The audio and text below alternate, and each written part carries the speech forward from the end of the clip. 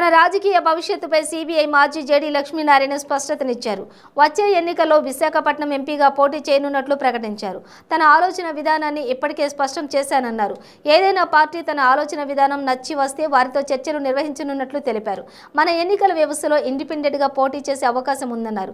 తన రాజకీయ భవిష్యత్తును కాలమే నిర్ణయిస్తుందని లక్ష్మీనారాయణ చెప్పుకొచ్చారు. కాగా గత ఎన్నికల్లో జనసేన తరపున విశాఖ నుంచి ఎంపీ అభ్యర్థిగా పోటీ చేసినటువంటి లక్ష్మీనారాయణ వైసీపీ అభ్యర్థి ఎంవివి సత్యనారాయణ చేతిలో ఓడిపోయిన విషయం తెలిసిందే.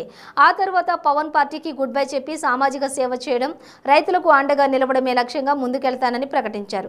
కానీ మళ్లీ ఎన్నికలు దగ్గర పడుతున్న తరుణంలో రాజకీయంగా అడుగు వేయాలని దృష్టి సారించారు. అయితే ఈసారి లక్ష్మీనారాయణ ఏ పార్టీ నుంచి బరిలోకి నిలుస్తారనేది చర్చనీయాంశంగా మారింది.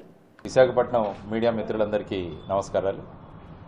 మన రాష్ట్రంలో ఎస్ఐ మరియు కానిస్టేబుల్స్ కోసం నోటిఫికేషన్ను ప్రభుత్వం ఇష్యూ చేయడం జరిగింది.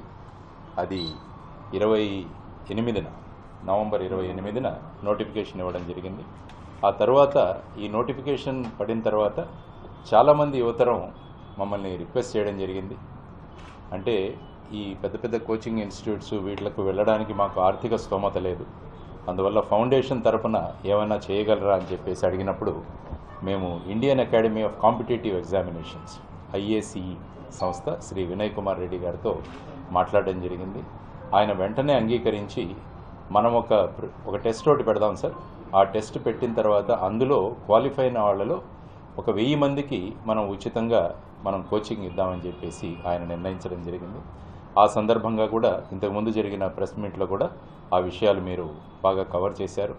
దానివల్ల అనేక మంది విద్యార్థులు ఈ అవకాశాన్ని వినియోగించుకొని వాళ్ళు డిసెంబర్ 11న ఈ ట్రైనింగ్ మొదలు పెట్టడం జరిగింది. డిసెంబర్ 11న ట్రైనింగ్ మొదలు పెట్టడం జరిగింది. ఆ తర్వాత ఒక పరీక్ష ఒకటి మేము కండక్ట్ చేసి అందులో 1000 మందిని తీసుకున్నామని మీకు తెలిసిందే. ఆ తర్వాత ప్రభుత్వం వచ్చేసి డిసెంబర్ 22న ఎగ్జామ్ పెట్టడం జరిగింది. జనవరి 22న పెట్టడం జరిగింది. దాని రిజల్ట్ వచ్చేసి 5th ఫిబ్రవరిన ఇవ్వడం జరిగింది. మొత్తం మీరు రాష్ట్రంలో చూసుకుంటే 4,59,182 మంది విద్యార్థులు ఈ పరీక్షలో వాళ్ళు కూర్చున్నారు. దానిలో ఈ పరీక్షలో 95,208 మంది క్వాలిఫై అయ్యారు. అంటే మీరు పర్సంటేజ్ వైజ్గా చూసుకుంటే 20.7% మాత్రమే క్వాలిఫై అయ్యారు. అదే ఎన్టీఆర్ జిల్లా మైలవరంలో ట్రాక్టర్ టైర్ పేలి అన్వర్ అనే వ్యక్తి మృతి చెందాడు. ఎన్టీఆర్ జిల్లా మైలవరంలో పంక్చర్ దుకాణంలో అన్వర్ పనిచేస్తున్నాడు.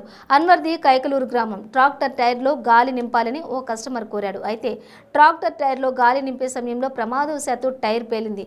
దీంతో టైర్ బలంగా అన్వర్ను తాకింది. ఈ ఘటనలో అన్వర్ తీవ్రంగా గాయపడి అక్కడికక్కడే మృతి చెందాడు.